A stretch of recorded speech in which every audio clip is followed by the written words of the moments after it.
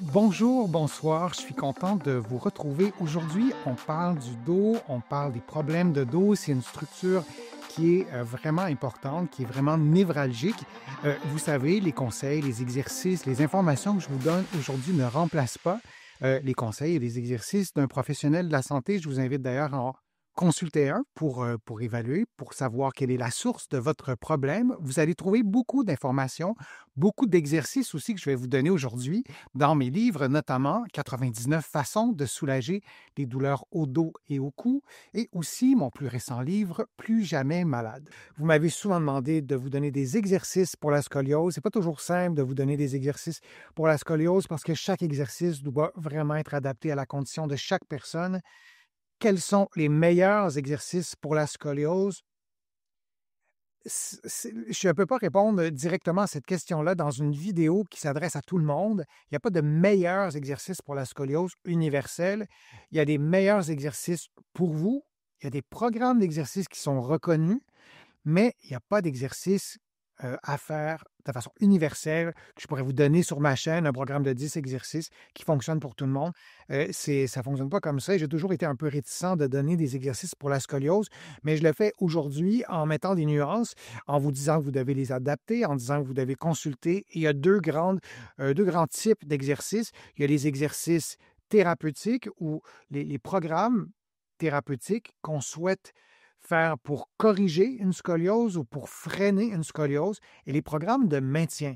On veut s'assurer de maintenir un dos en santé et quand on a une scoliose, c'est pas si simple parce que parfois on va faire un exercice et si on ne prend pas en compte qu'on a une scoliose, on va renforcer ce qui est déjà fort et le corps va fuir un peu le renforcement du côté plus faible. On va assouplir ce qui est déjà très souple et on n'atteindra pas du tout le but pour la partie qui est plus raide. Et je pourrais continuer encore comme ça. Donc, quand on a une scoliose, qu'on a une scoliose dégénérative parce qu'on a 75 ans ou qu'on ait 11 ans et on arrive à notre poussée de croissance, la scoliose, parfois, nous joue des petits tours et l'exercice qu'on fait, en fait, devient presque contre-productif. Pourquoi? Parce que la scoliose, elle est en 3 dimensions. Je vous en ai déjà parlé, c'est dans les 3 plans de l'espace. Bien sûr, on la voit de face ou de dos, la scoliose, sur quelqu'un d'autre ou dans le miroir, mais c'est aussi dans les 3 plans, comme vous voyez, le plan sagittal, le plan frontal et le plan transverse. Et je prends le temps de vous montrer ces 3 plans-là. Si vous avez une scoliose, c'est fondamental. Et si vous n'avez pas de scoliose, c'est fondamental aussi, parce que lorsqu'on fait des exercices, on veut bien les faire, il faudrait toujours avoir les 3 plans de l'espace. Alors on a, je vous les montre en plus grand, on a le plan transverse, hein, le nom le dit, ça nous traverse et ça nous coupe en deux, disons. Alors, quelle est la position de vos épaules, votre bassin dans le plan transverse pendant que vous faites un exercice ou le plan horizontal si vous préférez. Le plan frontal, aussi le nom le dit, c'est dans le sens du front. C'est le plan avec lequel on a le plus de familiarité. On connaît ce plan-là parce qu'on se voit uniquement ou presque uniquement que dans le plan frontal, quand on se regarde dans la glace, c'est ce plan-là qu'on a. Les deux autres, on les a un petit peu moins. Il ne faut pas les oublier, les deux autres, quand on fait des exercices et surtout quand on a une scoliose et le plan sagittal. Donc, ça nous coupe en deux, ça aussi, mais dans l'autre sens que le plan transverse. Si vous avez une scoliose et votre bassin va être incliné, si je vous le montre comme ça, vous pourriez avoir une inclinaison dans ce sens-là, mais vous pourriez aussi avoir une inclinaison ou une rotation dans ce sens-là. Et donc, c'est dans les 3 plans de l'espace qu'on doit chercher à avoir soit une asymétrie ou éviter d'amplifier notre asymétrie. On peut avoir un ou deux de ces objectifs-là. Les principes des exercices, c'est de faire une dérotation ou un réalignement des vertèbres lorsqu'on fait des exercices spécifiques. Il y a des techniques spécifiques d'exercices, il y en a vraiment plusieurs. Je vous en ai montré un. J'ai été un peu rapidement sur celui-là. Je vais même y revenir parce que c'est important. Donc, c'est une méthode qui est reconnue. La personne qui a inventé la méthode a donné son nom. Elle s'est créée au début du 20e siècle. C'est une approche thérapeutique complète qui cible la colonne vertébrale dans les 3 plans anatomiques. Particulièrement cette méthode-là, Il y a aussi la rééducation posturale globale qui suit les mêmes principes que je vous montrais. Donc, on veut faire une dérotation. La scoliose a tendance à visser vos vertèbres ensemble. Donc, les exercices qu'on fait visent à faire une dérotation, un réalignement. Donc, au lieu d'être très asymétrique, on veut être un peu mieux aligné. Avec une scoliose, on n'arrive pas à un alignement parfait. On pense à la respiration en 3D. Là aussi, c'est la même chose. On pense aux 3 plans de l'espace. On est habitué d'expirer en ne pensant qu'à notre bouche qui souffle l'air, mais quand on expire, on ne veut pas avoir un mouvement, par exemple, d'amplification de la cage thoracique. Donc, on pense à la respiration en 3D. Une prise de conscience, ça c'est fondamental. Si vous avez votre mère qui a une scoliose ou votre enfant qui a une scoliose et vous lui dites de se tenir droit, peu importe que la personne soit âgée ou pas, pour elle, dans son cerveau, ce qui est droit, c'est sa scoliose. Ce qui est droit, c'est ce qui est mal aligné objectivement, disons. Donc, de dire à quelqu'un de se tenir droit, en général, c'est contre-productif et on veut essayer d'avoir un meilleur alignement et aussi de faire une prise de conscience devant un miroir, notamment, mais on a d'autres outils pour offrir une rétroaction à la personne instantanée. Par exemple, debout, on voudrait que la personne mette idéalement autant de poids à droite et à gauche. Avec une scoliose qui est désorganisée, qui est comme débalancée, qui est déséquilibrée, qui a tendance à tirer la personne vers la droite ou la gauche, ben, il est un peu compréhensible, même intuitif, de penser que cette personne-là mettra plus de poids du côté droit, côté gauche. Si on utilise certains outils pour mesurer le poids sous le pied droit et le pied gauche, on pourra rééduquer, faire une rétroaction. Donc, la prise de conscience, elle est indispensable dans les exercices de scoliose et ça prend un programme individualisé. Je vais vous proposer des exercices dans les prochaines secondes. Vous pouvez évidemment les faire, mais il faut que ce soit individualisé. Tentez de garder ces principes-là aussi en tête pendant que vous allez les faire. Et la dernière chose qu'on veut faire quand on fait un exercice dans un contexte de scoliose, c'est reproduire la douleur, augmenter la douleur et amplifier la scoliose. Lorsqu'on fait des exercices, si possible, on essaie de le faire en étant le plus dévêtu possible. Si on les fait à la maison, on peut les faire en sous-vêtements, de se voir dans la glace. C'est pas un détail, c'est vraiment pas simple de voir les petites subtilités d'une scoliose. Donc, de faire les exercices devant la glace, ça peut être une façon de faire une prise de conscience, de se filmer aussi de profil. Ça peut être une autre façon aussi de faire une prise de conscience de ce qui est être droit ou pas, pour le dire de façon un peu courte. Maintenant, je vous donne quelques exercices où vous allez pouvoir les adapter. Lorsque vous faites un programme d'exercice, pas dans un contexte de scoliose, un programme adapté, pas ce qu'on va faire ensemble, on peut aller dans un programme d'exercice de 10, 20, 30 minutes, 45 minutes. On adapte tout ça à ses capacités. Il y a des études qui ont été faites qui ont démontré qu'au-delà de 60 minutes, c'est peut-être un peu inutile d'aller. On n'a pas nécessairement de bénéfice, de gain à aller à faire un programme d'exercice de plus de 60 minutes.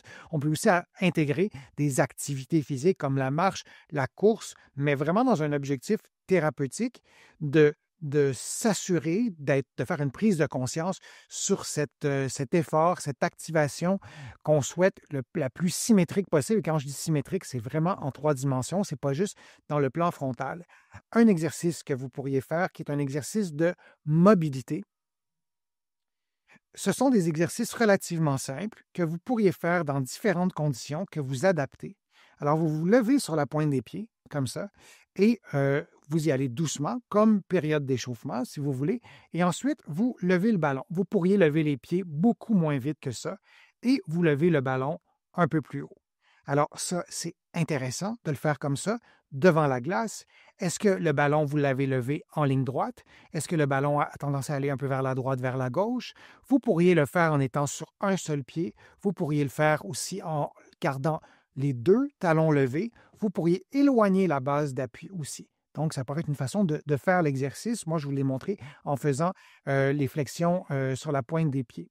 Un autre exercice que vous pourriez faire dans un contexte de scoliose, idéalement devant un miroir, c'est un exercice d'abduction, d'ouverture des bras que vous allez faire doucement. Vous faites une flexion des coudes et vous revenez à la position de départ. Je vous le montre à cette vitesse-là et ensuite on le fait en mouvement inverse comme vous le voyez. Vous adaptez tout ça à votre condition. Vous tentez d'avoir une posture la plus allongée possible, la plus détendue possible, et pendant l'exercice, vous vous assurez d'expirer profondément. Vous pourriez faire les mouvements 4 fois moins vite que ça si vous voulez, pour faire une prise de conscience de la qualité du mouvement, qualité entre guillemets, à savoir si c'est symétrique ou pas. Vous pourriez lever les bras beaucoup moins haut. Peut-être que là, votre mobilité ne le permet pas. Peut-être que vous avez 22 ans et c'est vraiment facile. Peut-être que vous avez 85 ans et c'est impossible. Vous adaptez. Peut-être que vous auriez besoin de mettre un petit coussin derrière la tête parce que votre scoliose fait en sorte que votre tête avance un peu parce qu'il y a une gibbosité, là, une bosse au niveau dorsal. On adapte tout ça. Vous pourriez peut-être même mettre un coussin entre votre dos et le mur pour que ce soit plus confortable s'il y a une bosse qui est là à cause de la scoliose. Je vous montre un autre exercice intéressant aussi à faire dans un contexte de scoliose ou même d'asymétrie ou de santé du dos. Et on fait toujours les exercices des deux côtés. Donc, vous êtes en génuflexion, vous tenez un ballon ou un autre objet entre votre genou et le mur et vous faites un mouvement de rotation du tronc.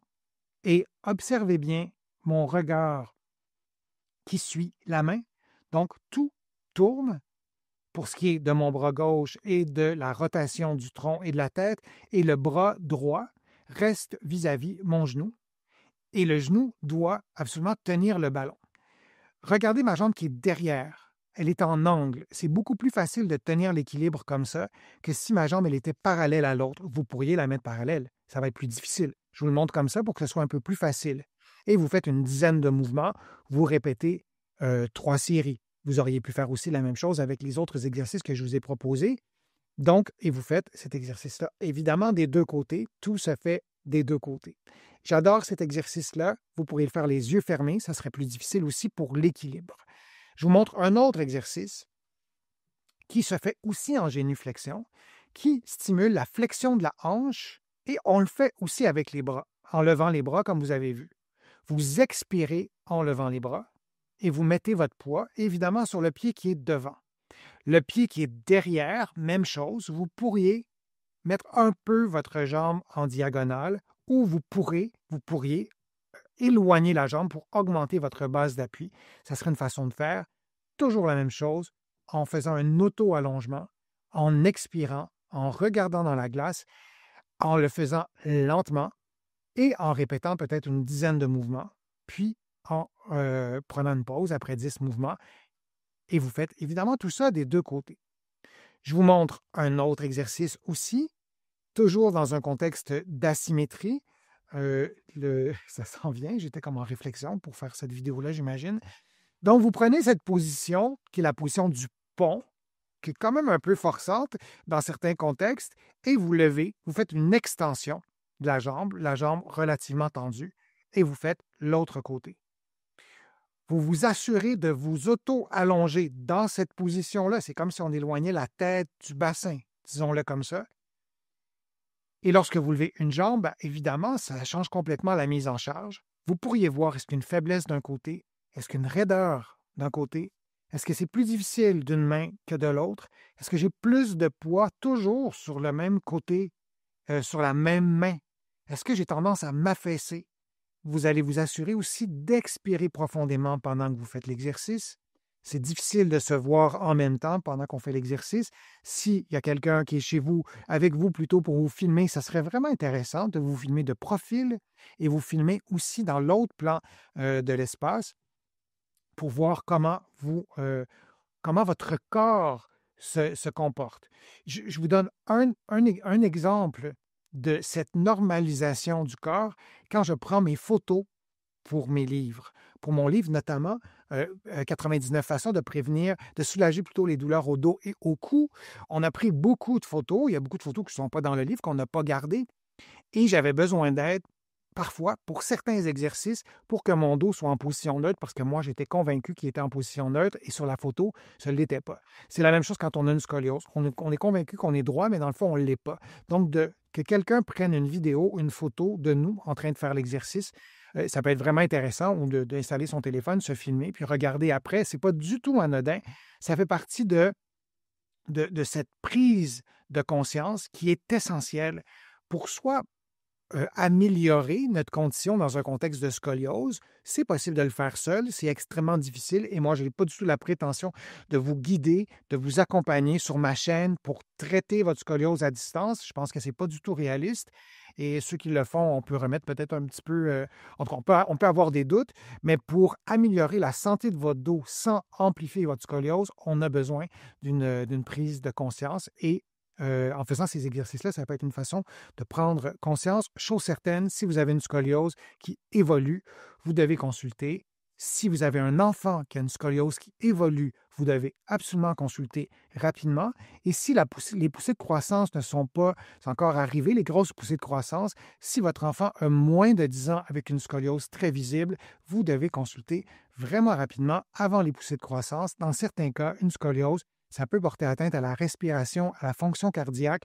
Donc, c'est rare, ça n'arrive pas souvent, mais ça arrive. Et les patients qu'on soit, les petits patients qu'on suit plutôt, en physiothérapie, on en voit beaucoup qui ont des scolioses qui évoluent rapidement. Donc, le but des exercices, ce n'est pas du tout de se traiter tout seul à la maison et de s'organiser comme ça, et certainement pas dans un contexte pédiatrique avant les poussées de croissance. Je vous remercie d'avoir participé à ces contenus. Je vous remercie de vos commentaires sur les réseaux sociaux. Je vous remercie aussi de contribuer à mes plateformes. Sans vos contributions, ma chaîne YouTube ne pourrait pas être là, je pense. Je vous ai déjà proposé des centaines de vidéos et c'est beaucoup grâce à vos contributions. Et si vous avez contribué, je vous remercie vraiment très sincèrement. J'apprécie. Vous pouvez le faire directement sur YouTube avec le petit cœur qui est, je crois, dans la plupart des pays. Sinon, vous allez sur mon site web, le www.denisfortier.ca. Vous allez pouvoir aussi faire une contribution. Vous allez trouver beaucoup d'autres informations sur les problèmes de dos dans mes livres que vous pouvez trouver partout au Québec et aussi de l'autre côté de l'Atlantique. Il y a des livres sur des thèmes précis. Et il y a des livres sur la santé générale, sur les douleurs au dos, sur le vieillissement. Vous allez pouvoir aussi vous abonner gratuitement à mon infolettre en visitant mon site web, le www.denisfortier.ca, et vous allez recevoir des courriels hebdomadaires ou des courriels thématiques sur des problèmes précis. Encore une fois, merci pour votre présence, merci pour votre fidélité et je vous dis à une prochaine fois, à une prochaine vidéo, à un prochain direct. À bientôt.